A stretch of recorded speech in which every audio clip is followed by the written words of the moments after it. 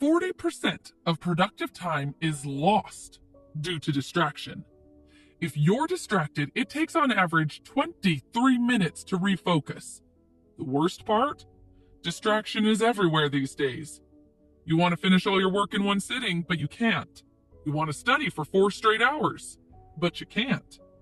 That is why today I will be sharing with you the key lessons from Cal Newport's best-selling book, Deep Work: Rules for Focused Success in a Distracted World. Let's dive in. Part 1. How to improve your focus muscles. Think of an athlete. They don't just show up at a competition and expect to win. They train a lot. And even outside training, they have to maintain their body.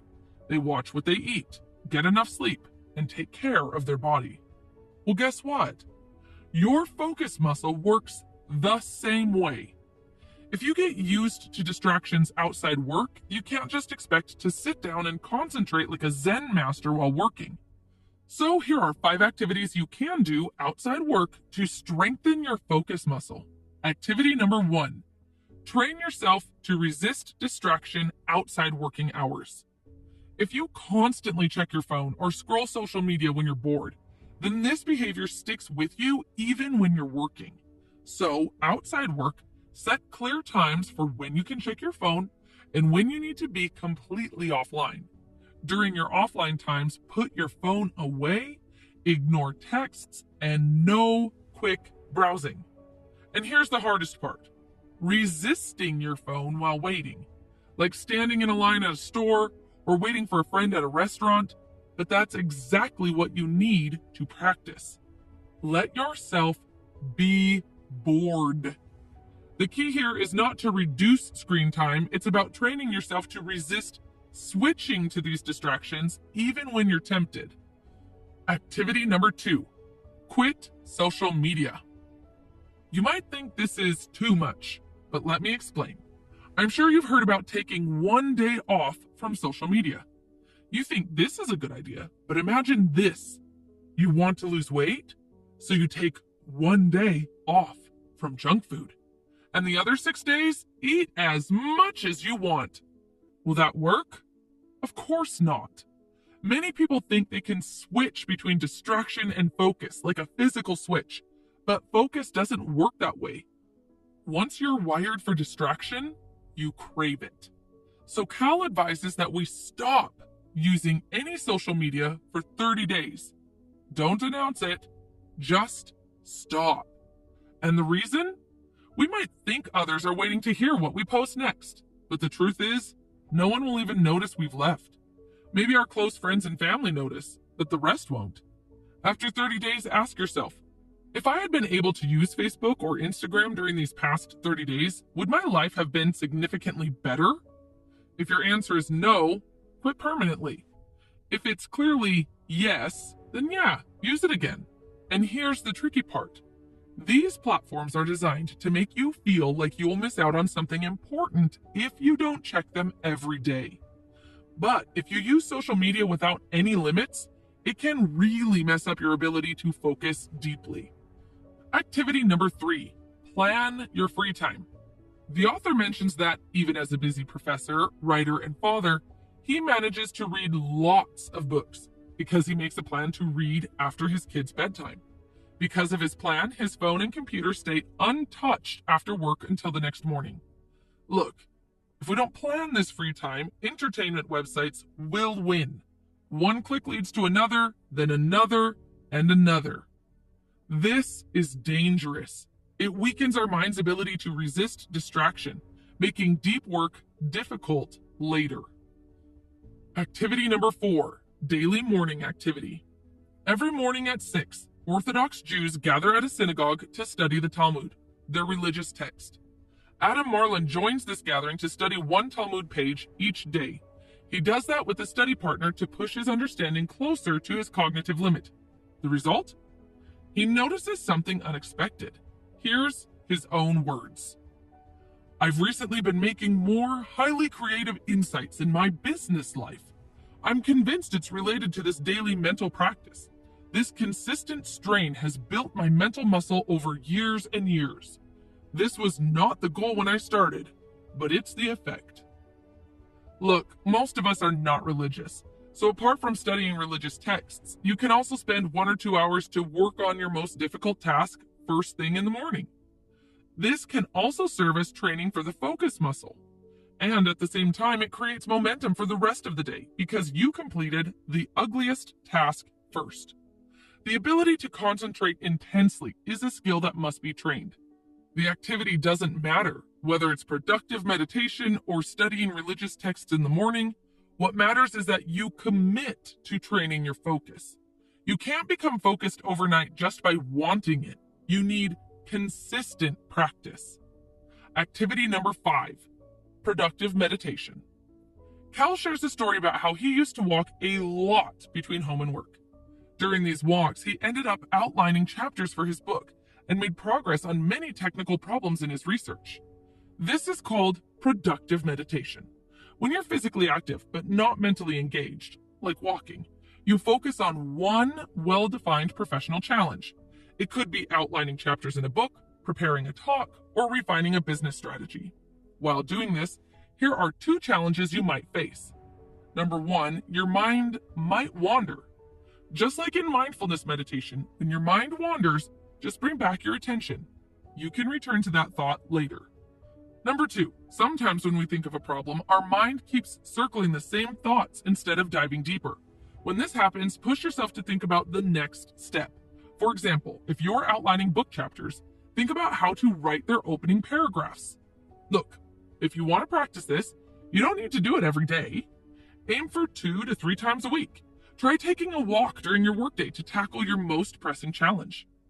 Okay, now that you've learned 5 activities to build your focus muscle outside work, it's time to use it. Part 2, what to do during deep work. Before we dive into the strategies, you need to choose your deep work style.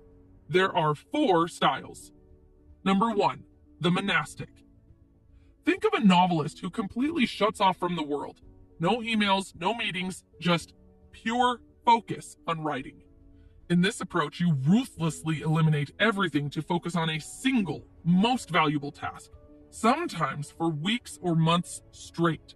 The monastic approach works best for professionals with one clear goal. It is not for everybody. For example, a high-level manager has to deal with a lot of emails and must always be available for the team. Number 2, the bimodal. This approach involves splitting your time between deep work and shallow work. During deep work time, you focus intensely, and during shallow work time, you don't. This is the approach I use right now. From 9 a.m. to 2 p.m. is for deep work, and from 2 to 4 is for shallow work, where I answer emails or do other administrative tasks. Number 3, the rhythmic. This approach is about doing deep work at the same time every day, like a habit. For example, when I juggled a full-time job with university, I had no time left to work on my business. So I created one non-negotiable rule. Every morning from 6 to 8, I would work on my business first, before I worked for somebody else's business. Number 4, the journalistic. This one is simple. Grab any moment you can find to do deep work. For example, if your meeting is canceled, use that time to work on your business. If your kids were taking a nap, quickly slip into your workspace and start working. While waiting to board a flight, pull out your laptop and work. The key is to just jump into deep work mode whenever the time appears. Okay, now that you know these 4 types, pick one approach that fits your style. Then use these 11 strategies to help you switch into deep work mode. Strategy number 1, shutdown ritual. How you end your workday today determines how well you'll work tomorrow. Here's what I mean. For years, I would leave work physically, but mentally drag every unfinished task home with me. Even during sleep, my brain wouldn't quit. I'd dream about work. The next morning, instead of feeling recharged, I'd wake up exhausted, like I had been working all night. Psychologists call this the Zeigarnik effect. Our minds naturally keep incomplete tasks floating in our minds. The solution turns out to be surprisingly simple. Make a plan for when you'll finish those tasks later. When you do that, your brain can relax and let go. Here's how the author suggests doing it. He calls it a shutdown ritual. First, before your workday ends, take a final look at your email to ensure there's nothing urgent that requires a response. Then write down any tasks on your mind. Third, review those tasks and check your calendar for any important deadlines or appointments. Fourth, make a rough plan for the next day. Finally, say a phrase like, "Shutdown complete." That sounds cheesy, doesn't it? But it tells your brain it's safe to let go of work. This simple shutdown routine takes just 10 to 15 minutes, but it makes a huge difference in helping your brain truly disconnect from work. Remember, even experts can only do about 4 hours of deep work each day. Beginners, closer to 1 hour. Your brain has limits. When you work, work hard. But when you're done, be completely done. Strategy number 2, ritualize. To make the most out of your deep work sessions, you need a ritual. There's no one size fits all. The right fit depends on you and your work. Here are 3 questions you can ask yourself. Number 1, where and how long? Choose a specific location for deep work. It could be as simple as your normal office with the door shut and the desk cleaned off. Cal's colleague puts a "Do Not Disturb" sign on his office door when he's tackling something difficult. If you work in an open office plan, find a spot that is free from distraction. Then decide how long you want to work. Number 2, how will you work? Set clear rules like no internet access during deep work, or have a specific target to complete by a certain time. Number 3, how will you support your work? Your brain needs the right conditions to focus. For example, start with coffee or light exercise. Have healthy snacks ready. Prepare all materials beforehand so that you don't waste mental energy figuring out what you need later. Finding the right ritual takes time, but once you find it, the impact is huge. Strategy number 3, schedule internet time. You might think answering your colleague's message only takes a few seconds, but you're wrong. As already mentioned earlier, up to 40% of productive time is lost when you keep switching tasks. So, you need to schedule your internet time in advance. Cal suggests you keep a notepad near your computer and jot down the next time you're allowed to use the internet. Until you arrive at that time, you have to avoid it completely. You may feel the urge to check the internet, but please resist it. You need to stay focused on your work. It may sound easy, but wait until you do it. Here are 2 important tips to make it work. Tip number 1, if your job requires constant internet use, you can schedule more internet blocks, but keep the offline blocks untouched. Tip number 2, what if you urgently need to check something online? Cal advises to wait for at least 5 minutes. This gap helps train your mind to resist distraction. Strategy number 4, schedule your day. Here's how Cal suggests you do it. First, take a notebook. On the left side, write each working hour. Then, divide the hours of your workday into blocks by drawing boxes. For example, you might block off 9 a.m. to 11 a.m. for your task number 1. As you go through your day, use this schedule to guide you. But remember, plans can break and your estimation can go wrong. For example, you think you need 1 hour for that one task, but you end up taking 2 hours. And that's okay. Your goal isn't to stick to the exact plan. The schedule is there to remind you of your work. Without this, it's easy to let your time slip into shallow activities. Emails, social media, web surfing. That's why you need to decide in advance what you'll do that day. Strategy number 5, recharge. Here's an interesting study. 2 groups took a walk, one in nature, one in a busy city. They were then given a concentration test. The next week, the same experiment was conducted again. This time, they switched locations. The result? In both experiments, those who went into nature performed 20% better. Why? Because to concentrate, you have to give your directed attention. The resource is limited. Once you use it, you'll exhaust it. The city group had to focus on traffic lights, when to walk, when to stop. Should I pass these tourists? Should I wait? Their attention was drained. But the nature group? Their minds could truly rest. Here's good news. Resting your mind isn't limited to walking in nature. Any activity that doesn't require too much thought works. For example, talking with a friend, listening to music while cooking, or playing with your kids. But remember, if you keep checking work during rest time, you're disrupting your recharge time. When you rest, you have to really rest. Strategy number 6. If you can't decide, leave it first. Ever noticed how some of your best ideas come when you're not even thinking about the problem? Turns out science backs this up.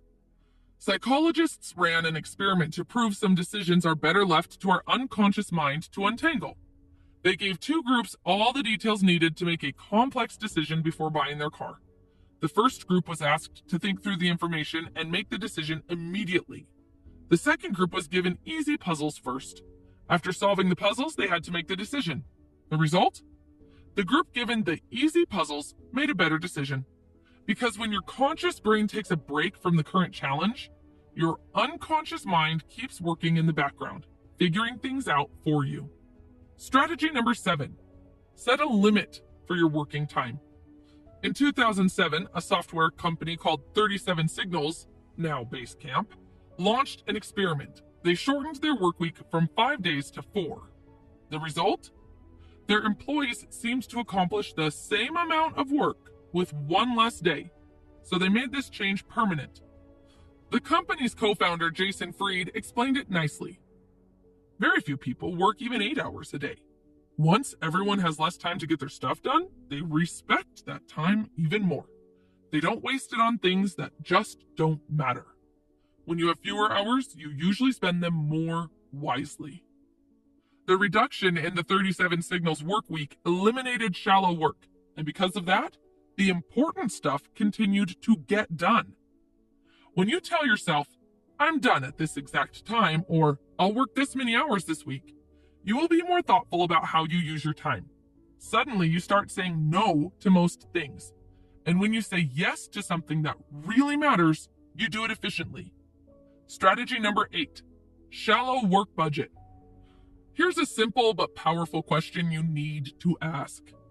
How much of my time should I spend on shallow work? If you have a boss, have a conversation with him or her. But first, you need to define your deep work and shallow work. If you work for yourself, you still need to answer this question. You have to set your own limit. Because once you have a number, stick to it. This is powerful because, number 1, if you have a boss, you'll have their support to protect your deep work time.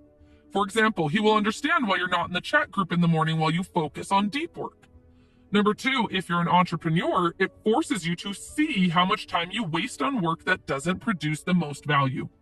Having this clear budget gives you the confidence to reduce time on shallow tasks. Without it, you might say yes to every opportunity that comes your way, instead of focusing on the activities that generate the most value.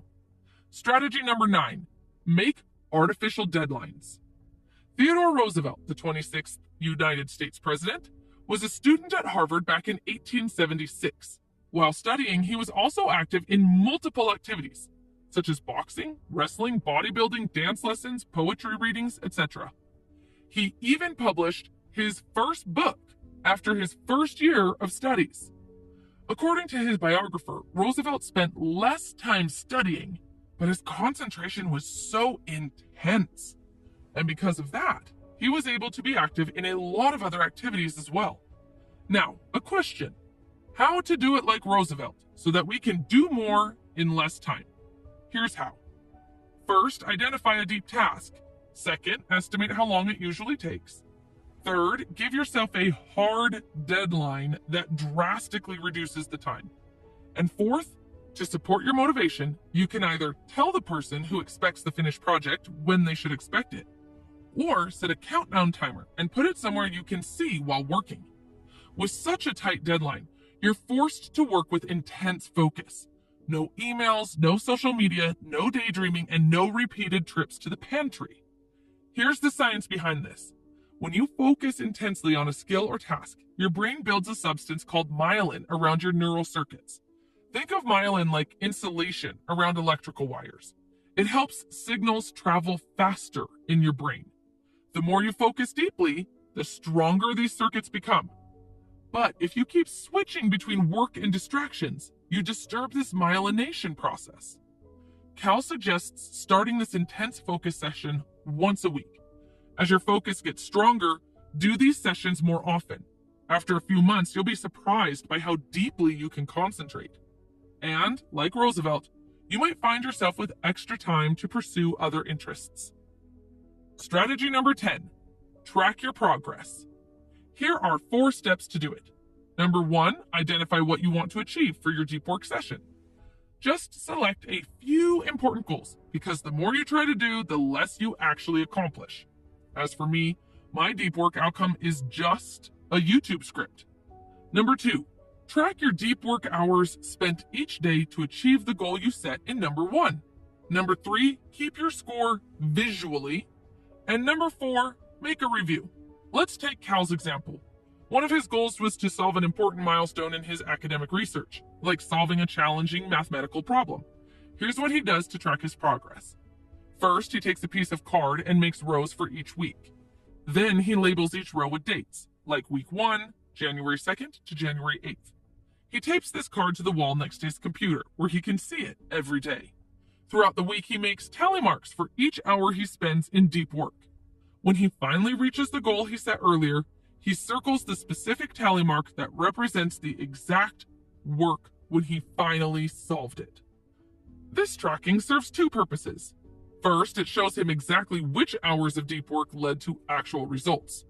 Second, it helps him understand how many hours of deep work he really needs to achieve his goals, which turned out to be more than he expected.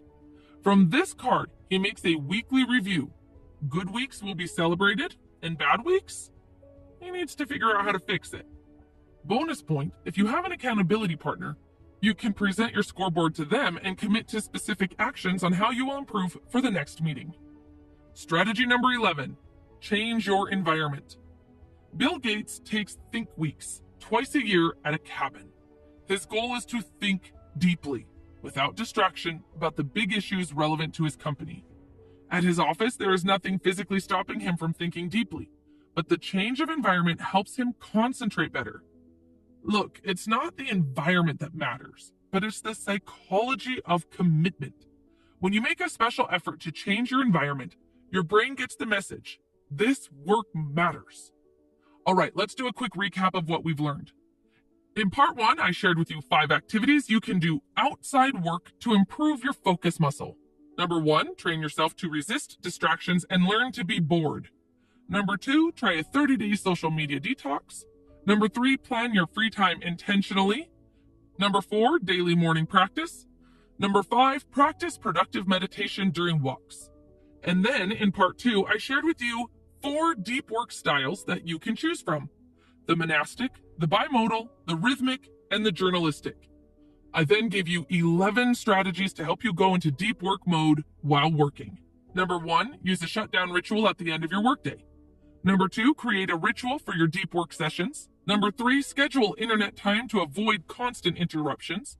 Number 4, schedule your day ahead. Number 5, take real breaks to recharge your brain. Number 6, if you can't decide on something, leave it first. Let your subconscious mind do the work behind the scenes. Number 7, set a limit for your working time. Number 8, create a shallow work budget. Number 9, make artificial deadlines to boost intensity. Number 10, track your progress with a visual scoreboard. And finally, number 11, change your environment. All right, before I end, there's one last quick point that might surprise you. Most of us think that relaxing makes us happier, right? Like, who doesn't want to work less and spend more time in the hammock? However, research by psychologist Mihai Csikszentmihalyi reveals something surprising. He found that people are actually happier when they're deeply focused on challenging work compared to when they're just relaxing. He called this state flow. You know that feeling when you're so absorbed in what you're doing that time just flies by? Deep work is perfect for getting you into a flow state. When you give your full attention to important tasks, concentrating and losing yourself in an activity, you're creating the conditions for flow. And flow, as it turns out, generates happiness. His study confirms that the more flow experiences people had in a week, the more satisfied they were with their lives. Thank you for watching.